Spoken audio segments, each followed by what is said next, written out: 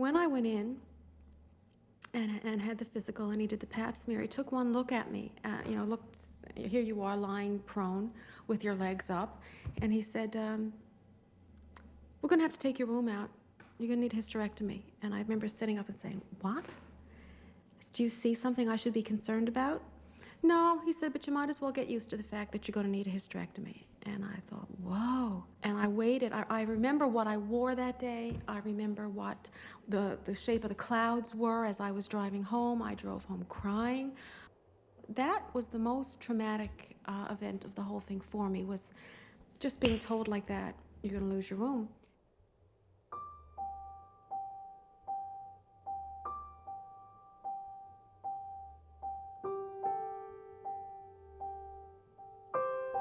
I'm not sure that the physical symptoms were really what made me decide to have a hysterectomy.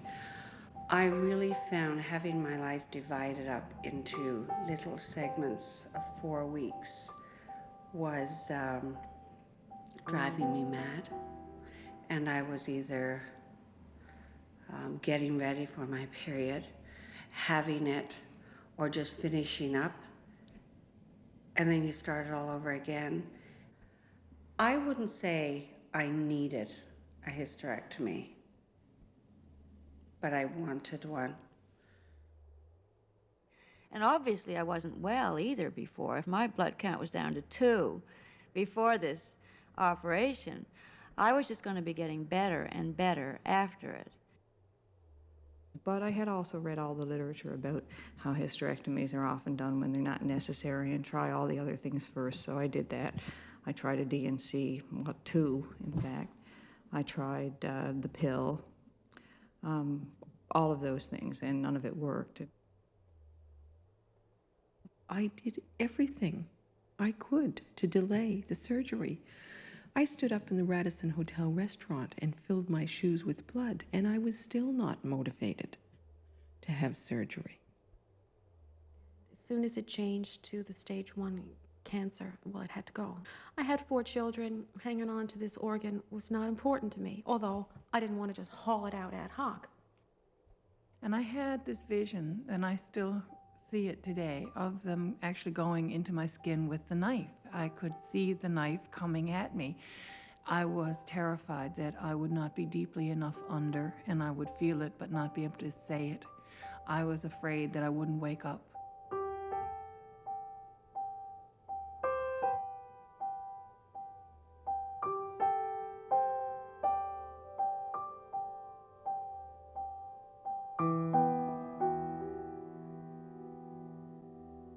I also thought the knife going in and leaving things inside afterwards, clamps and so on, and sewing you up. I just didn't want to be cut open. There's so much fear. If there was some way that they could alleviate some of that fear, which would be great, because nobody operates well when they're really apprehensive about their future.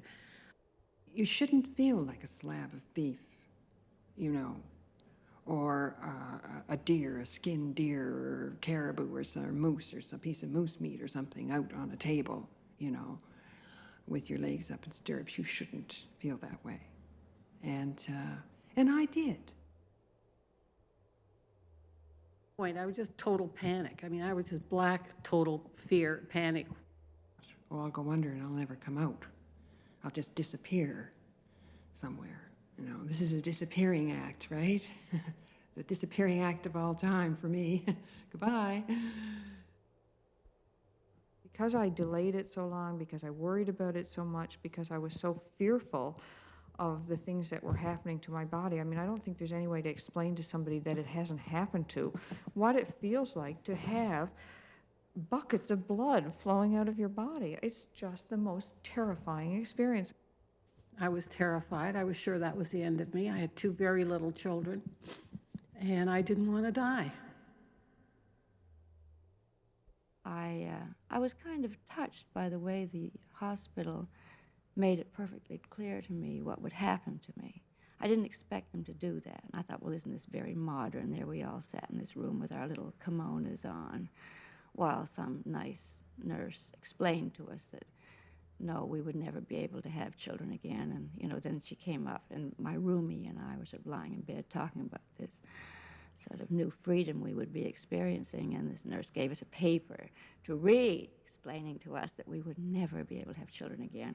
And the two of us just looked at each other and waited till the nurse was out of the room, and then we just broke up, cheering and laughing and hooting and hollering.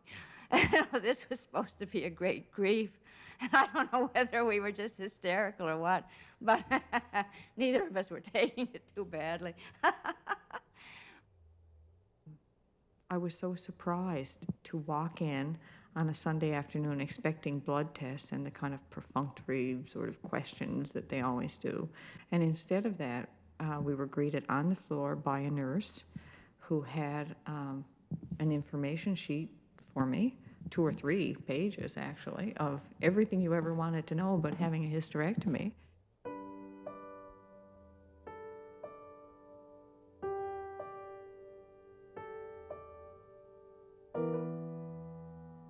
Hi, I'm your teaching nurse, and I'll be going over your pre-op instructions before your hysterectomy tomorrow to let you know a few things that we'll be doing to get you ready before your surgery and what to expect after your surgery.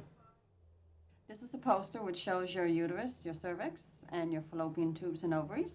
If you're having your uterus removed, this area will all come out, including your cervix. You'll be cut here and these will stay in place. If you're having a total hysterectomy, they'll take your uterus, your cervix, tubes, and ovaries. And that's it. Later on this afternoon, you will get a shave done of your tummy, which has to be done to prevent any infection before surgery. After supper, you will get an enema, soap suds enema, which is a bucket of soapy water which we give to clean out the bowel before surgery to prevent any complications. The next morning before you go down for surgery, a couple of hours beforehand, the nurses will be preparing you. Generally, all you wear to the operating room is a Johnny coat. A Johnny coat, no bra, panties, or anything like that. An intravenous may or may not be started depending on your needs, your doctor, if he will give you any antibiotics before surgery. You will have a catheter inserted, again, depending on your doctor, into your bladder, just to make sure your bladder is empty during surgery. The anesthetist who will be putting you to sleep will have ordered a pre-op medication, usually a couple of hours before you go downstairs, which generally helps to relax you before you go down and make you a bit sleepy. Once the operating room is ready for you downstairs, the nurses here on the floor will take you on a stretcher and you will be carried down to the operating room on the 5th floor. Once you get back to your room, the nurses there again will be checking your blood pressure, making sure everything is okay. Generally, we give you a bath, clean you up, and put on a nice clean nightie, freshen you up, and make sure you're feeling comfortable after surgery. Usually you can have fluids when you come back, and for a couple of days it probably will be just fluids until your doctor will let you eat. You're generally ordered something for pain, usually needles for 48 hours, and after that we'll give you pills for pain. So whenever you need something, just ask the nurses for it. The main thing after surgery is for you to move around, do some deep breathing and coughing to make sure your lungs are well ventilated, bending your legs, wiggling your toes to prevent any complications like blood clots and things like that. If everything goes well and having no problems, usually you're home anywhere from 4 to 5 days. So do you have any questions? And of course, there's the ride to the operating room, which, no matter what operations I've had since or everything, is always to me, kind of very strange. And here you are on this trolley being wheeled along like a chunk of meat, and above you are these lights as you go along, and it never fails to somehow strike me how helpless really I am at that point. So now I do remember being wheeled into the operating room, being left outside the door for a few minutes and thinking, well, this is it.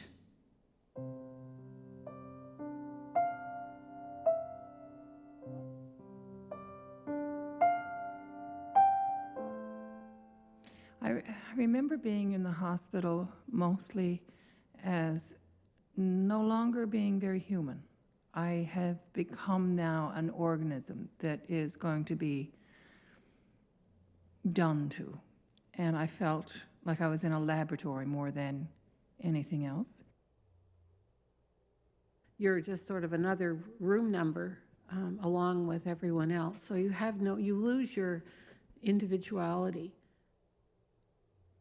When I think about it, it's so colorless and in many respects textureless. It's cold.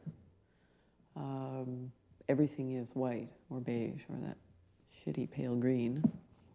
Antiseptic surfaces and white and smooth and chilly and bland. So it feels alien.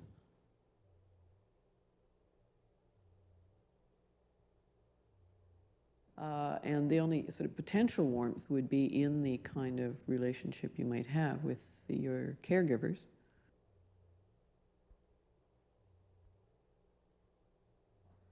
Hospital experiences for me have not been frightening.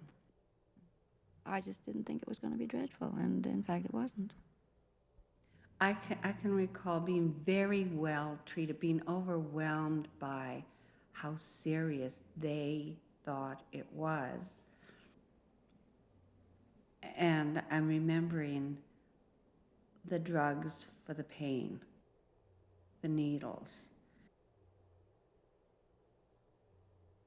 It was very painful. There was a lot of pain right after surgery and for the day or so after. But they kept me doped up pretty nicely. And, you know, you're the patient, they're the nurses, he's the doctor or she's the doctor, and you know your role in this, and you bring as much sense of humor as you can possibly dig up to the situation, and you laugh with them, and you talk with them, and you just communicate. And as long as you're able to communicate, then you're okay. It's when you lose the ability to communicate, I suppose, that you begin to feel alienated and terrified. And I wasn't terrified, you see. And I think that a feeling of well-being began to just kind of flood me after the operation. I mean, just simple things like the nurse wanted to put me on the bedpan to pee. I thought, I will die if I sit on a bedpan. And somebody took me to the bathroom and held me, and I was a gork pork. I was 2 hours out of the OR and held me on the toilet until I peed. And I was so out of it, wiped me off and took me back to bed. I mean, it's a small thing, but God, at the time when somebody's doing it for you, you're so, as you say, you're so grateful you could cry.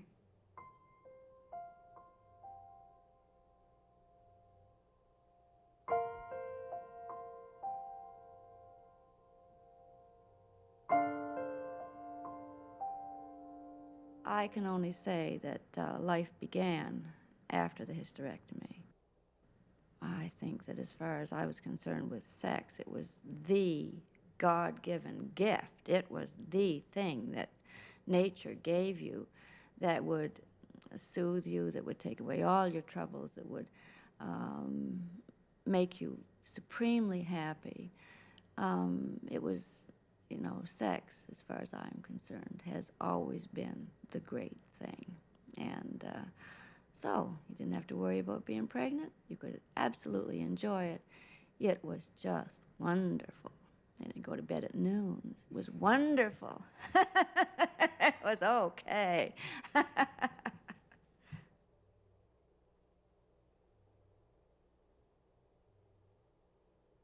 So having sex after my hysterectomy was wonderful. It was like a sexual rebirth. It was probably the best sex I've ever had in my life. It was just tremendous. So the thrill of freedom came from just having long periods, a long period. The rest of my life was a long, long time. And then found the energy that came with not having the bleeding every 4 weeks. The energy was a joy in itself. You know, it was remarkable. I felt relieved. I thought, no more periods.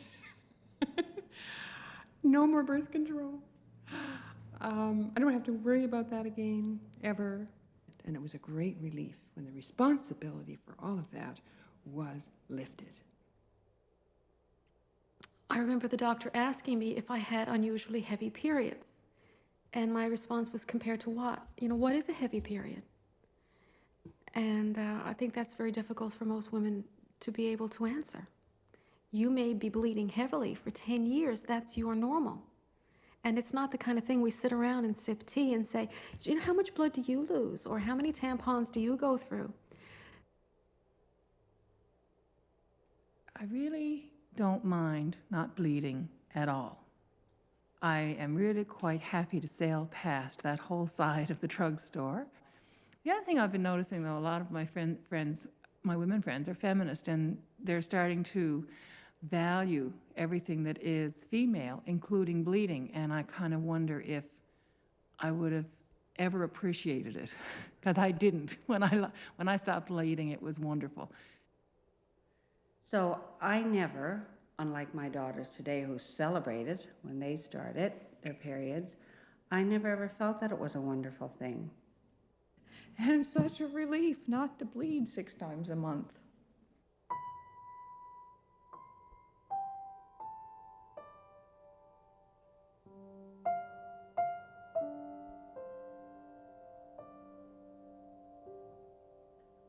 Losing my womb did not affect my self-image as a woman at all. I have 4 children, and it was a blessing. There was something psychologically as well as physically freeing about it, I think. So I don't feel neutered. I didn't need it. I never wanted it. I mean, I certainly felt that childbearing was inflicted on me. It wasn't something I looked forward to. It wasn't something I wanted to do. I ended up feeling like a brood mare.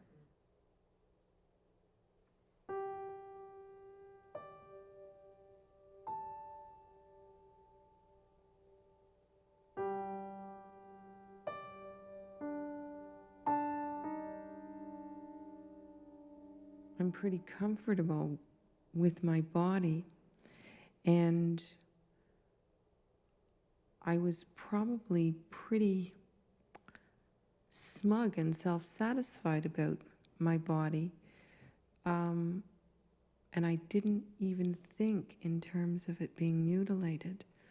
It was something that had to be done, and it was done, but the mutilation is not nice. I have a very big gash. It was, a bit of a shocker to have myself mutilated or with a scar, a big scar. It just doesn't make me as pretty anymore between my navel and my knees. But where I had my hysterectomy, it's from hip to hip, but it's a very thin, thin, thin razor line. And that was a marvel, that it was that thin and it didn't look yucky. But this is just one more mark on my already marked body. What can I say? What's one more? Welcome to the club. My body has never been perfect, and I have been living a life of learning to like me, who I am. The scar was a non-issue to me. I still felt, and still do feel, womanly. Yeah. Actually, if it came to, was this a disfigurement? No, it was something I survived very well. So if anything, it was like a badge of honor. I regret nothing about that hysterectomy. I'm just grateful that it was so successful. I have no regrets. No, that's not true. I do have regrets. I do feel that a part of me is gone. I do feel that a traumatic thing happened to me, and it was hard. It was hard to go through that. I wish it hadn't had to happen, but of all the terrible things that can happen to a person, it's not that bad. And just got chatting about it, yeah, bleeding to death. And she said, oh, my dear, I know. She said, you have to have it out, just get rid of it all. And I said, no, I really want to keep it. She said, it's crazy, you won't miss it. Anyway, and I'm thinking to myself, she may not miss it, but I will miss it. Anyway, they were all right. Every single person I talked to said, it's no big deal, you'll never miss it, you don't feel any differently. And they're right. Well, in terms of hysterectomy related to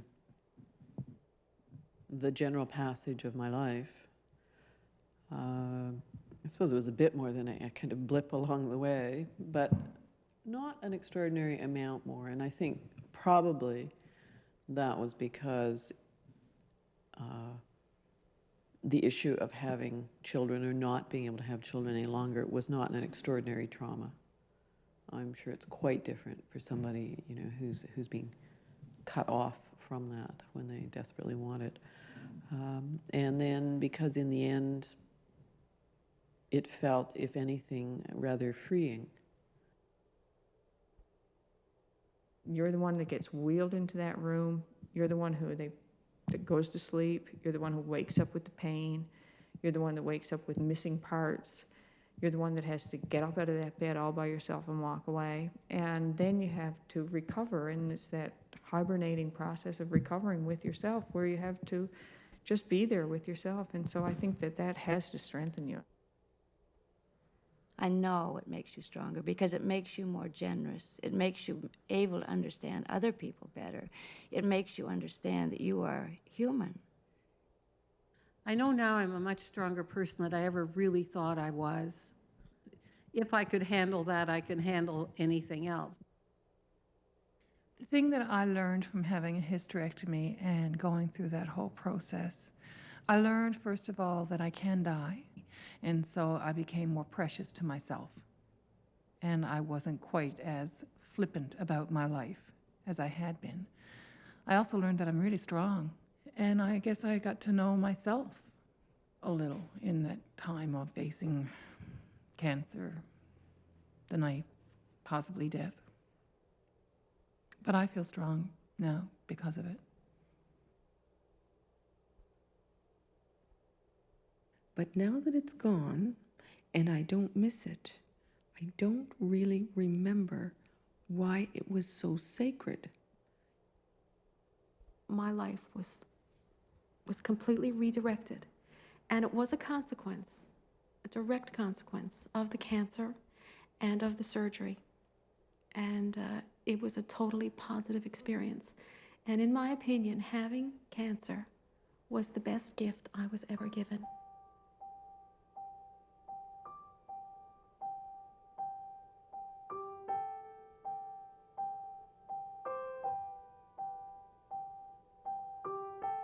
And really, when I think of hysterectomy, I just think of praise the Lord, I did it when I did. I think you should be able to forget abortion on demand. I think you should have a hysterectomy on demand once you've had all the children that you want to have.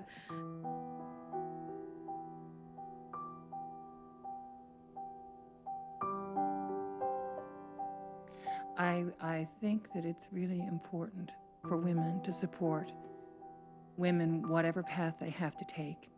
And I think it's really cruel when women say that hysterectomies are done as the result of some male-dominated healthcare system.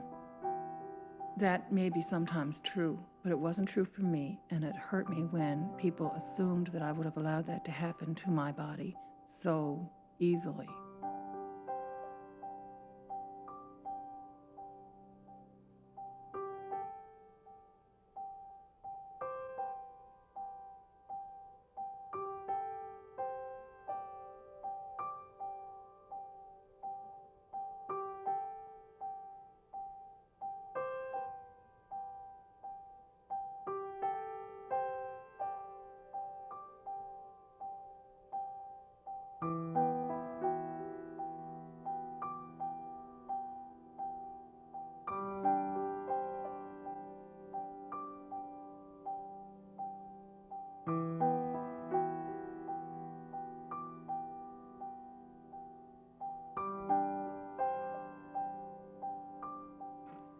there was an 85-year-old woman in the bed next to me who had had one 2 days before and was up running around like nothing had ever happened to her.